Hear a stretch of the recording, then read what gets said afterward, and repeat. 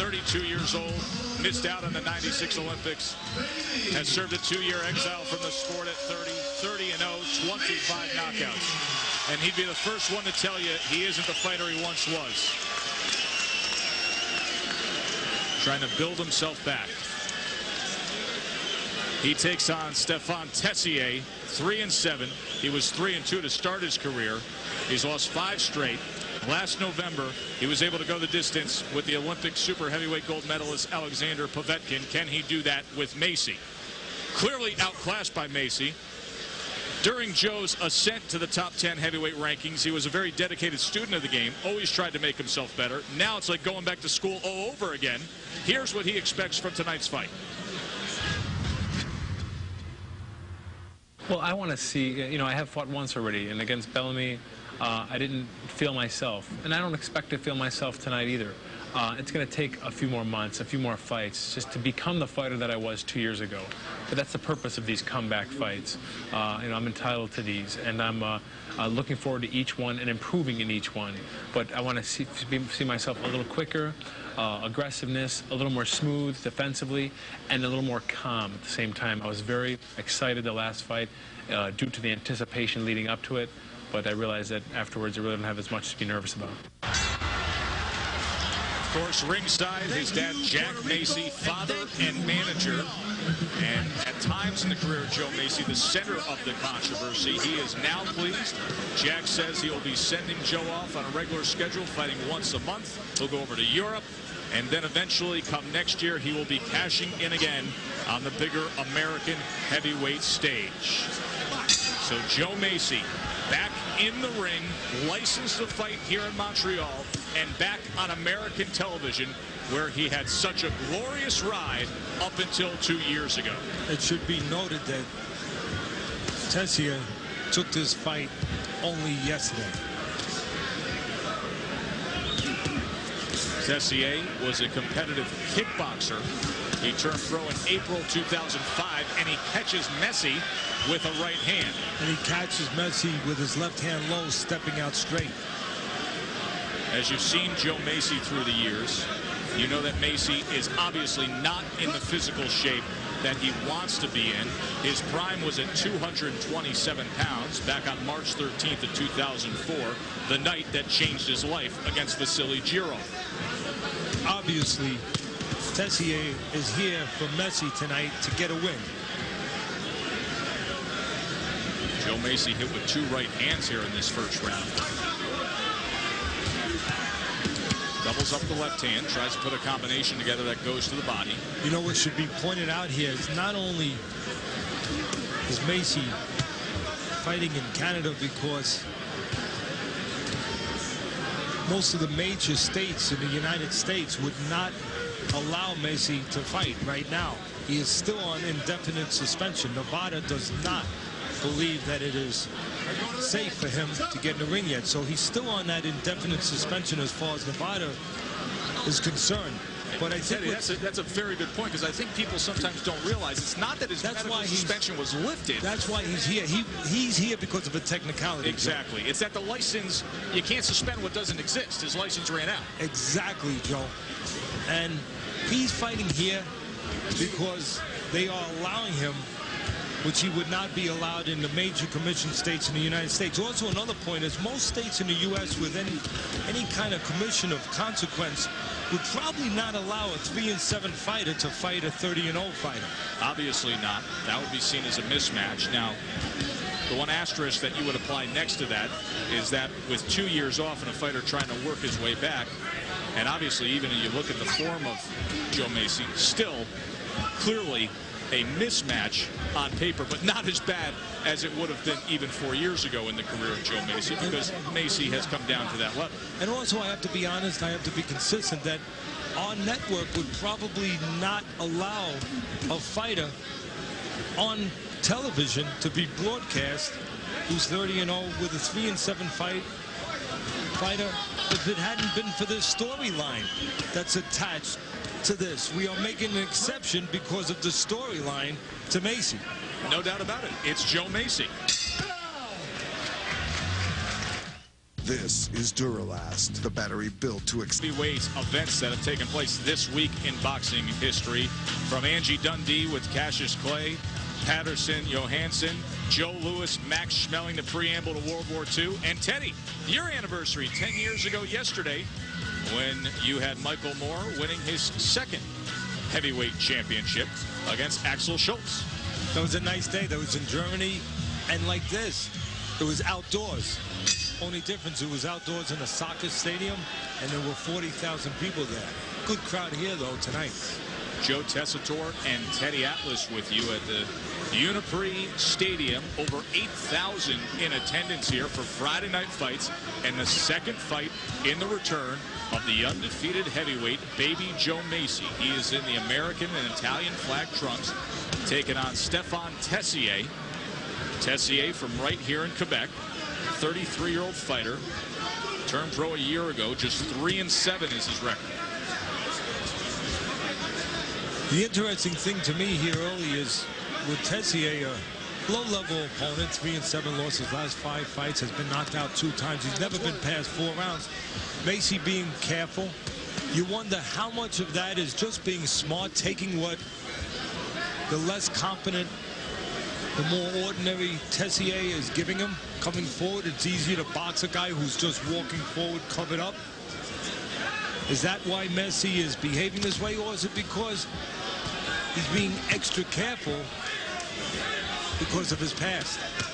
And there's a left hook that Mesi gets caught with as he poses right in front of Tessier. Had his right hand down near the green stripe of that Italian flag trunk.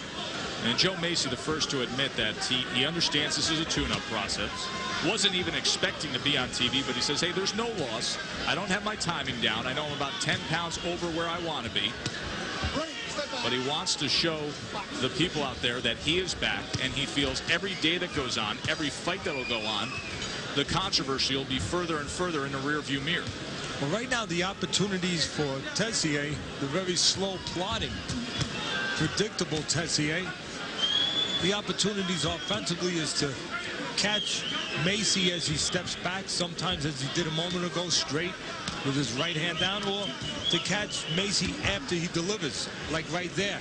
Mesi, so far tonight, he gets caught again, a good left hook by Tessier, getting caught after he delivers, Joe, taking a picture, posing after his last punch.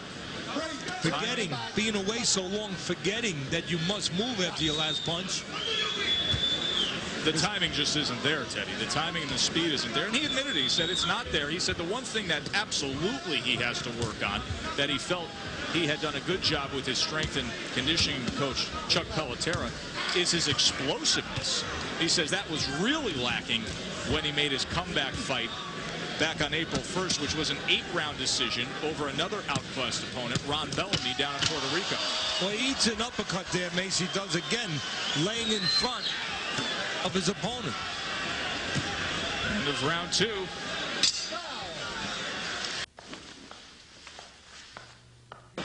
The return of Baby Joe Mesi, 30-0. He was 29-0 when his boxing career came crashing down as he suffered a subdural hematoma. His license suspended, not able to fight for the past 2 years. Then the license brought back in Puerto Rico and here in Canada, and it returns to our network. I just talked a moment ago about Tessier, his offensive opportunities. He needs a little help from Mesi. He's slow-handed, slow of foot. He needs Mesi to cooperate, lay in front of him. To the dismay, I'm sure, of Mesi and his people, he has cooperated in spots in the second round. As I said, where Mesi will, every once in a while, pose a little bit, admire his work. And that's been the opportunities, a couple of them, where Tessier has been able to land single shots. Much more opportunities, obviously, for the more gifted Mesi, Joe. Mesi can step around the cement-footed Tessier, who needs to be set to punch. And you can see Mesi right there, looking to get to the side. And I think that's a good idea for Mesi. Step to the side, where you have an advantage to land something clean, and you have the advantage where Tessier does not have you in his sights to punch. Tessier cannot punch when you move to the side. He's too slow adjusting his feet. And you can see Mesi picking up on that a little bit, giving some movement to the side where he has that distinct advantage, where he can land something clean and Tessier just cannot get off. You know, one of the things I think about, Teddy, when I look at the Joe Mesi that's in front of us right now is that unlike some other layoffs from the sport where guys may have stayed active and stayed sharp athletes, Joe Mesi had to put so much energy and effort the past 2 years into political spin and lawsuits and angling towards getting a license back, that maybe it took more away from him than it would from other guys that sat out for 2 years. That's a valid point. He's a very thoughtful man, Mesi, very intellectual. He's very well aware of the controversy, the pros and cons of his situation, and very well aware of how he has to spin it PR-wise, not only how he has to perform physically in the ring.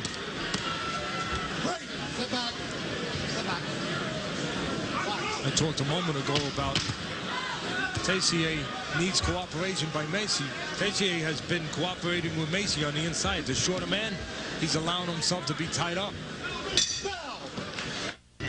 So all over again. That's the way that baby Joe Mesi has described this process of trying to shake off the rust and get back into the meat of the heavyweight division. He's obviously far off from that right now. Round 4 against Stéphane Tessier. You know, Joe, you brought up a good point the last round.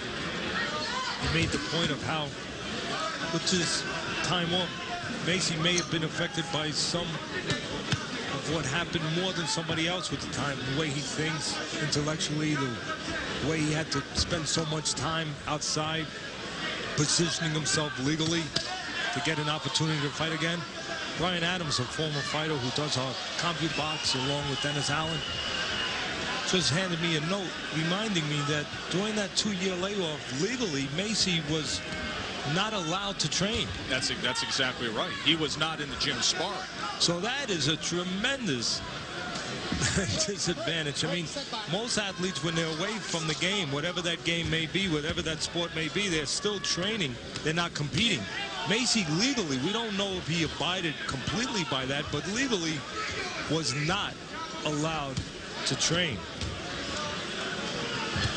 So that's why so much work has had to be crammed in to this first half of 2006. This is his second fight. He came back on April 1st.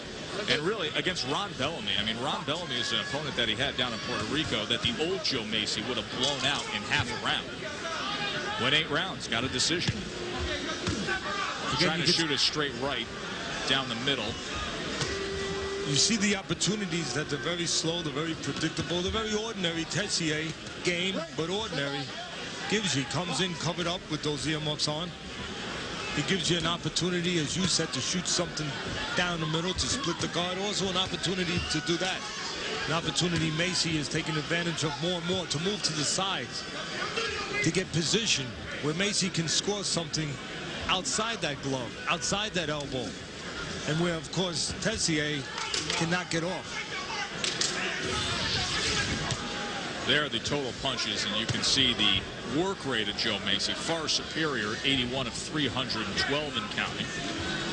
When there's any kind of leg movement by Mesi, Tessier is not able to pull the trigger on anything at all because he needs to be set to punch. He's busy moving, turning, adjusting his feet. The only time Tessier gets anything off is when Mesi lays out in front. Yeah, Tessier needs a heavy bag in front of him. Tessier looks like a heavy bag. He does indeed. Left hand comes in. Mesi tries to put a combination together. End of round 4. And don't give me an easy word, see? Like easy jab. The easy right off my sorry. Got it? Looking good. Work. Let the hand go now. Come on. 2 rounds to go. Joe Mesi, Stéphane Tessier.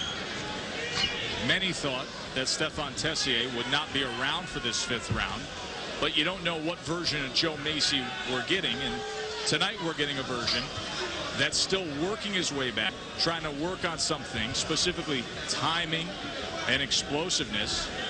And conditioning is an issue with Joe as he's working his way back, trying to get down to the preferred weight. We're trying to be fair here and point out where Mesi, of course, as we said, legally was not allowed to fight for 2 years, so you could expect him to need time to get himself anywhere close to the caliber that he was. At the same time, we have to be fair with the audience. As always, that's our most important viewer, our most important medium that we deal with. And we point out the limitations of Tessier. It seems that the corner of Mesi does not appreciate our honesty. We eavesdropped on him a little bit in between the last round, and the corner man told Mesi, you're doing well, but the television is not being fair to you. He put it in different words, Joe, but not words that... Well, much like fair, it started with F. Exactly, Joe. And of course, that corner man, Juan De Leon, the brother of Carlos Sugar De Leon. Here's the bottom line, Teddy. You know, I don't know if somebody's got a cell phone listening in on a broadcast or listening. We're not far away from the red corner here. But the Joe Mesi situation is about as much in the ring as it is out of the ring. The spin, how does he look? What are people saying? What do people think? What are other commissions going to say? What are other promoters going to say? Will people use him? Will people buy his fights? Will he be able to fight? It's all about the entire entity of the situation, the controversy, the comeback. We're part of that. Whether we like it or not, we're all part of it. And we're doing our job. And we will talk to Joe after this fight. We'll find out what he thought about this performance, what he thinks about his situation. You could see Joe just a moment ago stepped out again, straight out. That is the land of opportunity, a small land, but a land of opportunity for Tessier. When Mesi does step back with that left hand a little low, he has eaten a couple of right hands. Right hands that are digestible with an opponent like Tessier. Maybe would not go down the proper pipe if they were being delivered by an opponent of a higher stature. And of course, in all fairness, Mesi should not have to fight tougher opponents right now at this point of his comeback. No, I would say Father Jack, as the manager, is doing the right thing with what he's put in front of him tonight. End of round 5. His father enjoying the view ringside, so happy to have his son back enjoying his career. Second fight in the return. Of course, there's such a big story in Buffalo, so involved with the community. They refer to him as the 3rd franchise. I know Joe's very excited for his 2nd annual motorcycle run, fight for organ donation. He lost a cousin to kidney failure, and that's coming up this summer. And now Joe back in the ring, getting his career back on track, and such a big part of that Western New York community. Round 6 against Stéphane Tessier. Tessier is in foreign territory, having never been past 4 rounds until tonight. Mesi, of course, has been 10 rounds twice in his career. He's never had a 6-round decision win in his career, which he's likely 2 minutes and 12 seconds away from. Early on, he had a couple of 4-round wins, but any scheduled 6-rounder previously ended by knockout win, although he was taking the distance in his comeback fight in April. That was an 8-rounder. But Joe knows this is the road right now. 6-round fights, 8-round fights. In fact, there's talk that 15 days from now, he could be given a license to fight in Louisiana. Again, a lot of controversy with that. A lot of the reasons why people yell for national commission, no unilateral, no conformity, no solidarity in the states with the boxing commissions. The major states will not allow him to be licensed, yet a state like Louisiana will allow him. Can you imagine a football player, say Joe Montana, who suffers a head injury, and the team said that they did not think that it would be safe for him to play anymore, going to another state, another team, and being allowed to play in the NFL once it was deemed by the NFL doctors that he could no longer compete? No, and that's the organization at Boxing Lasts. However, I will tell you that I have found concern through the years of guys like Troy Aikman and Steve Young with concussions going back into games or even playing 7 days later. At least in boxing, when you're knocked out, you have to sit out for a certain number of days. And you have had, since you bring that up very well, you have had football players who have had their careers shortened. Hockey players, Pat LaFontaine, from having too many concussions. And you could argue that having a bleed on the brain is quite a bit more severe than having too many concussions. One would think. We had an outstanding segment with Dr. Michael Schwartz earlier tonight where he talked about, you know, the possibility of reoccurrence, and, you know, he leans towards caution. And then there's other prominent neurologists throughout the country, like Dr. Robert Cantu out of Massachusetts, who say you're no more likely to have a subdural hematoma than a repeat of a Charlie horse on your thigh if you had one before. And obviously you can imagine which way the Macy's lean on that. There's a right hand that lands at the end, but Joe Mesi was in control throughout against the outclassed Stéphane Tessier. So he's back, and he went the distance. We will come back and wrap up things with Joe Mesi and Stéphane Tessier after this. Fight recap, Joe Mesi threw 350 more punches. In the last round, Joe Mesi threw 95 punches. Teddy Atlas's scorecard, Joe Mesi did not lose a round. There was an even second round, thus 60-55. Let's send it up to the ring announcer, Chris Gauthier. Ladies and gentlemen, here from ringside is the judge's decision. Voici maintenant la décision des juges. Le juge Gay remet une carte de pointage de 59-55. Judge Gay scores this bout 59-55. Les juges Roussel et Woodburn, 60-54. Judges Roussel and Woodburn both scored 60-54 for the winner by unanimous decision, Baby Joe Mesi. Baby Joe Mesi, win number 31, the second fight after the 2-year layoff. He expects to fight again next month in Louisiana. We will see if that happens.